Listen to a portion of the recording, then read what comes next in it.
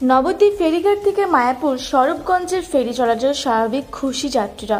শনিবার সকাল থেকে স্বাভাবিকভাবে চলাচল করছে নবদ্বীপ থেকে মায়াপুর স্বরূপগঞ্জে যাওয়ার জন্য নৌকা চলাচল। এতে খুশি দূর দূরান্ত থেকে আসা তীর্থযাত্রী থেকে শুরু করে নিত্যযাত্রীরা। গত কয়েকদিন আগে প্রবল বর্ষণের জেরে ডিভিসি ব্যারেজ থেকে জল ছাড়াই জলস্তর বৃদ্ধি পায়। এই প্রেক্ষিতে নদিয়া জেলা প্রশাসনের নির্দেশে গতকাল শুক্রবার বন্ধ করা হয়েছিল ফেরি চলাচল, কিন্তু যাত্রী সাধারণের আবেদনে 1 ঘন্টার মধ্যেই ফের চালু করে দেওয়া হয় ফেরি চলাচল।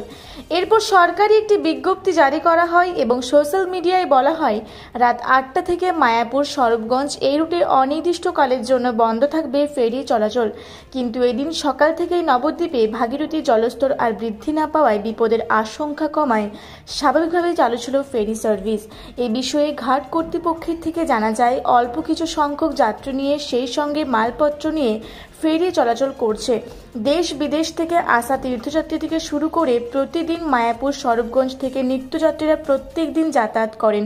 ফেরি চলাচলে কোনো সমস্যা হলে অসুবিধার সম্মুখীন হবে বহু মানুষ, তবে ফেরি চলাচল সচল থাকায় স্বস্তির নিঃশ্বাস ফেলেন সকলে। প্রত্যেক দিন কয়েক হাজার মানুষ নবদ্বীপ থেকে মায়াপুর স্বরূপগঞ্জ এবং মায়াপুর স্বরূপগঞ্জ থেকে নবদ্বীপ ফেরিঘাটে যাতায়াত করেন। কেউ আসেন চিকিৎসার প্রয়োজনে, কেউ রুজি রোজগারের তাগিদে। সমস্ত মানুষের কথা মাথায় রেখে স্বাভাবিকভাবে চলছে নবদ্বীপে ফেরি চলাচল। নবদ্বীপ থেকে সৌমিকদের রিপোর্ট, রূপসী বাংলা মিডিয়া।